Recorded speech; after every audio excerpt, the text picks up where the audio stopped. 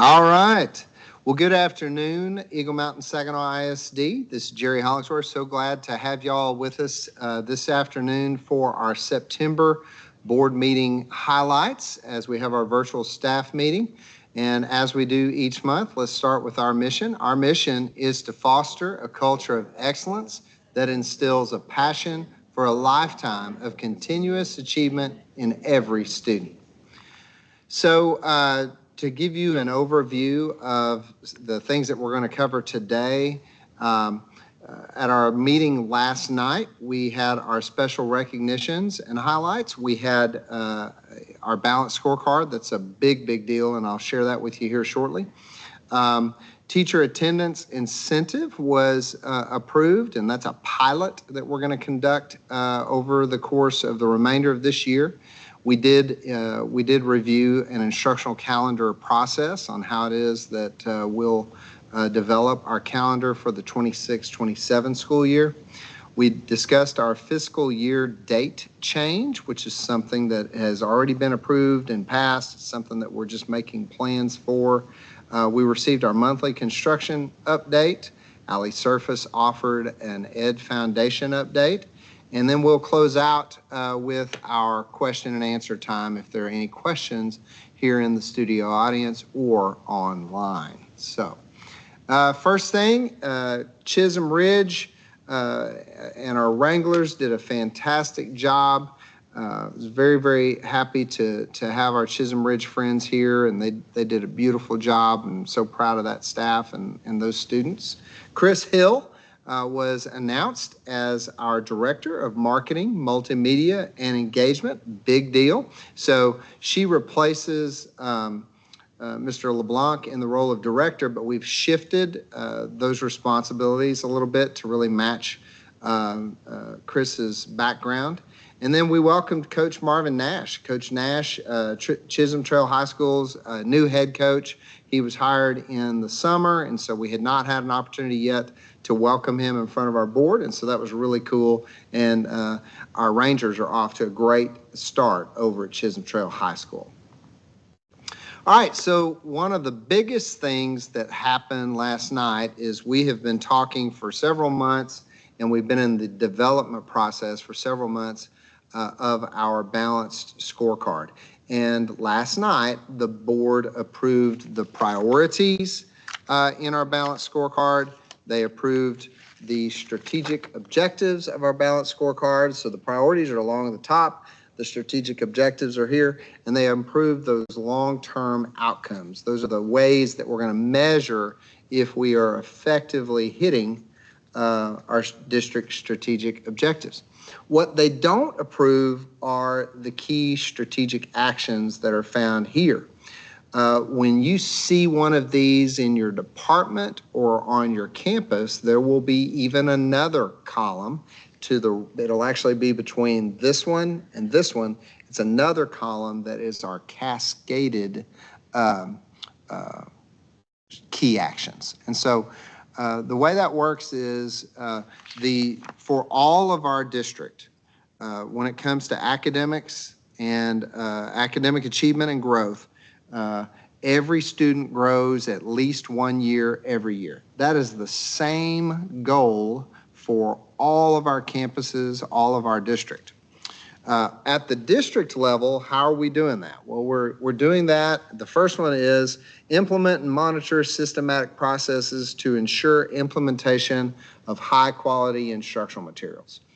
So making sure that we have high quality instructional materials, not only available, but being implemented in a consistent way across all of our classrooms, all of our campuses.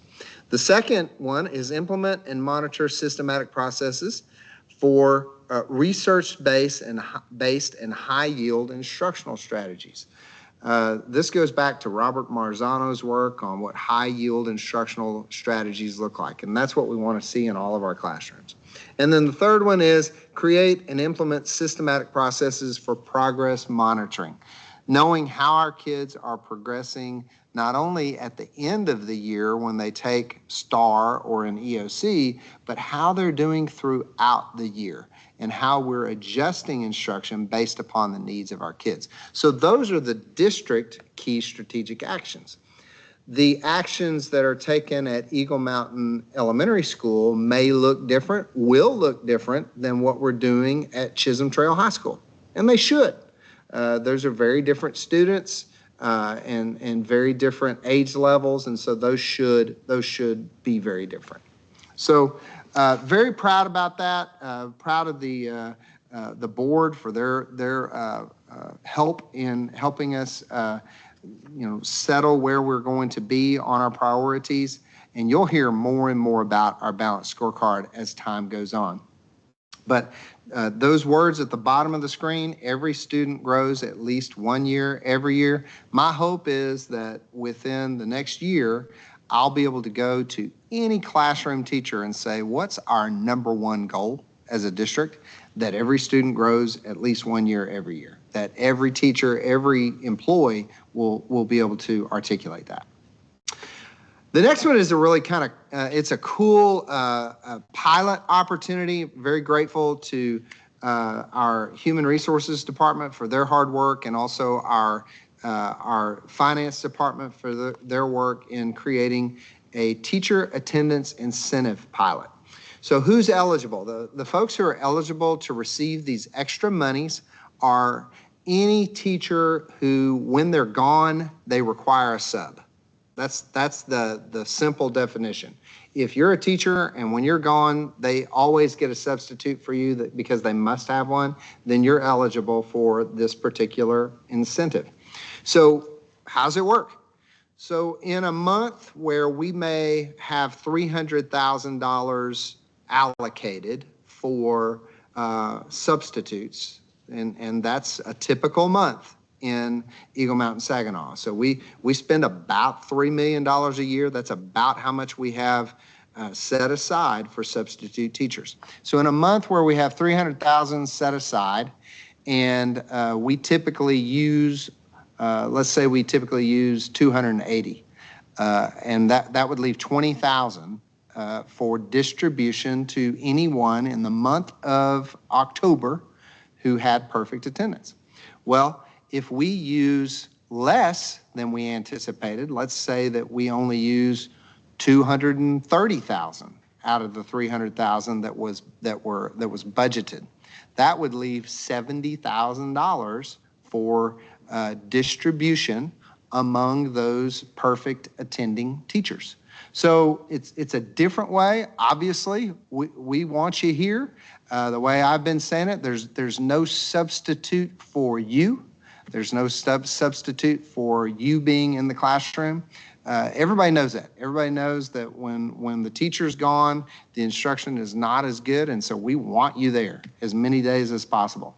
And so we're really excited to see how that's going to work. You have opportunities to have perfect attendance each month. So if you miss it in October, we're going to start all over again in November. If you get that perfect attendance in October, our plan is for you to see in the next month's paycheck, you'll see a little bump in that paycheck because you got that extra money from October. And so it starts all over on November 1st if you missed it in a particular month. The other opportunity you have is as long as you've had even 1 month that you've had perfect attendance, then you'll also have an opportunity to earn another drawing that will take place at the end of the school year. So there's 2 opportunities for teachers to be able to earn money. So it's an exciting thing. Looking forward to seeing if it has an impact on our teacher attendance. Next thing that we had brought forward, Ms. Alloway, who is over our secondary schools, Ms. Alloway brought forward a recommended timeline for our instructional calendar approval process. We presented to DPAC on September 17th, just an overview of what our calendar could look like to get some feedback from them. We presented to the board last night the timeline. We will take the instructional calendar draft to our leadership team for review on September 25th. November 19th, we'll present the draft of the 26-27 instructional calendar to DPAC. Then we will present, based upon the feedback we get from DPAC, we'll take it back to leadership, and then we will move a proposed final draft to the board in December. December 15th, we'll take it to the board for that final consideration by our 7 trustees. And then presentations in December, and then in January, the board would then vote on whether or not to approve that calendar draft for 26-27. Fiscal year start date change. You all know that our fiscal year forever has started on September the 1st. That was the case this year as well. Next year, that will be different. We will start our new fiscal year for the 26-27 school year. That will start on July the 1st, 2026. And so that'll be a change for us.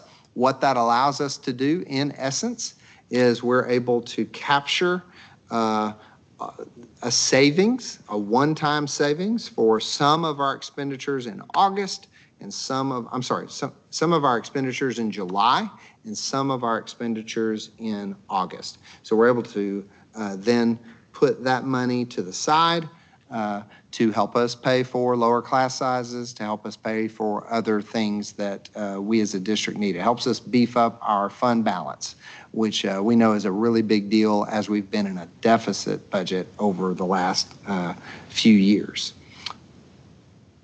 The most important thing for you to know about this is it really has very little impact on most of our employees. You're not going to notice a difference in your paychecks. You're not going to notice a difference in when you're paid. You're not going to notice a difference at school other than the fact that you do have access to your budget earlier. And if you're part of the budget development process, we'll start that process 1 or 2 months earlier because we have to get ready for the board to adopt the budget in June. And that's not what we've been accustomed to. Instead of the board being adopting that budget in August, they'll now adopt that budget in June. Mr. Welch presented the Financial Integrity Rating System of Texas report for our school district. Once again, we did very, very well, earning a 96, an A for superior achievement. This is the 6th year in a row that we have earned that rating for first. So kudos to Rob Welch and his team. Really a lot of hard work that goes into making sure that our district is financially sound. And that's a big celebration for us. So very proud of them.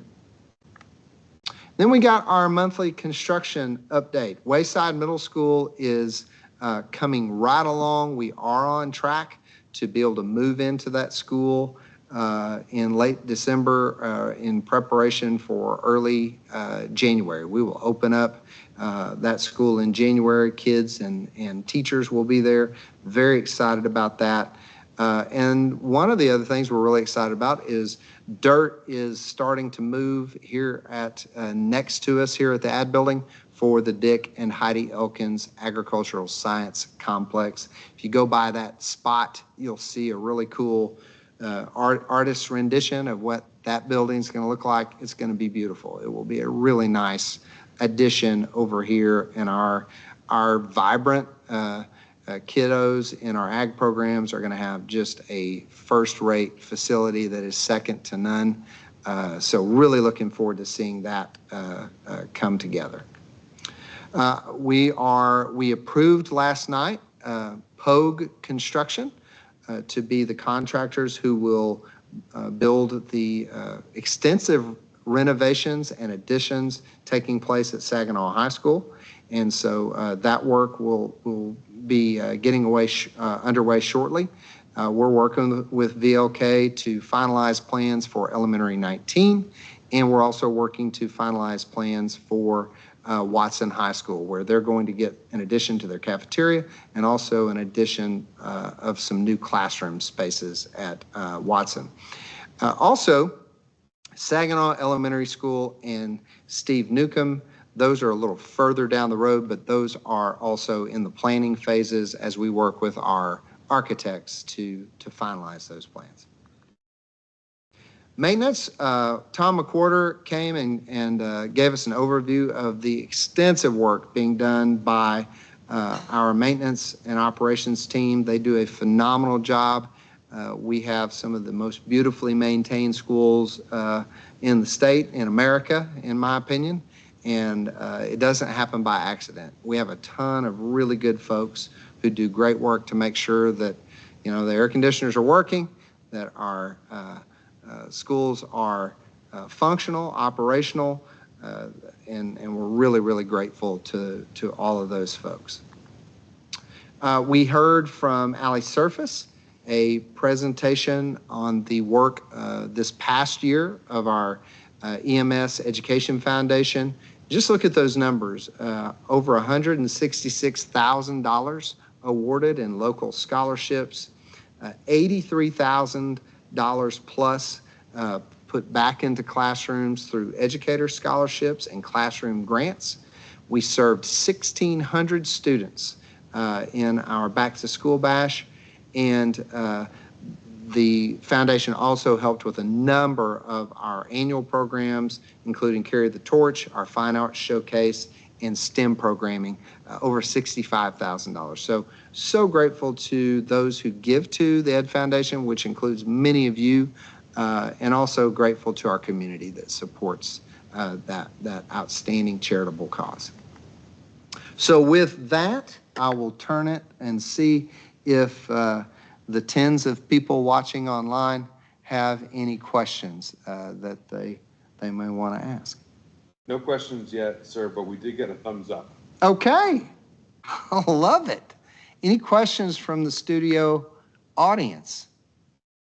Yes, Walter. With the money that we will recapture from the fiscal year change, the possibility of additional checks. I know some of the conversations that we may be hearing. Yeah, the question is, with the fiscal year change and with the money that we're going to recapture, does that equate to an additional check for any of our staff members? And the clear answer to that is no, it does not. We have a projected $16 million deficit, and we cannot allocate those monies to anything other than the operation of the district, and not including additional checks. So I appreciate you asking that question. Yeah. Any other questions? Yes, ma'am. Well, just along with that, feedback on that, that recapture is how we planned out how to support elementary class sizes and things like that. Yeah. Share that. No, that's a really good point. I'm glad you said that. So one of the main things that we earmarked those savings for is to be able to bring our class sizes to a more manageable place. Our elementary schools, every month we were bringing numerous class size waivers, and so the board was adamant that they wanted to see those elementary class sizes in particular drop, and so we have allocated that money, a big chunk of it, toward paying for those additional FTEs that we allocated to our elementary schools. So that's a great point. I'm glad you said that. So, any others? You talked about this some earlier, but this is one time that we can do this. We can only change this fiscal year once. So why do it now? Yeah, the main reason to do it now is we find ourselves really looking under every stone for potential savings, and this is an opportunity for us to capitalize on that. On the low end, it'll be about a $12 million savings, but it could be $16 million, possibly even a little bit more We'll see where that lands, but that's a really good opportunity for us. Another thing that you may not be aware of is we received a government reimbursement from the federal government for our geothermal construction that took place at Eagle Mountain High School, and that was a $10 million check that came back to us, and so that's something that we can also use to help us keep our fund balance healthy. A lot of people say, why don't you just spend your fund balance? And that is not a good idea. And that's the same question as, why don't you just spend all your savings at your house and have no money set aside for savings? Our board has been very fiscally responsible. We have a healthy fund balance, but it's not one that we want to see drop below about that 90-day level. If the legislature got crazy, not that that would ever happen, but if the legislature got crazy and we had no money coming in for 1, 2, or 3 months, we would still be able to continue to operate. We could keep our lights on, we could continue to pay our folks just out of our savings account in a worst case scenario. So it's really good for us to continue to keep those savings. Rob, did I miss anything on that? No, I think that's highly accurate, where Okay. our money doesn't come in monthly, it Yep. comes in waves, kind Yep. of a little bit of a roller coaster. So being able to have funds available in between the revenue coming in to operate is a big piece of that fund balance in place. If you couldn't hear that, Mr. Wells was talking about how our money comes in waves. It does not come in a consistent way. And so having that fund balance helps us with that. I'll also tell you, it helps us with our credit ratings. You know, we get rated for our credit whenever we go out and we sell bonds, et cetera.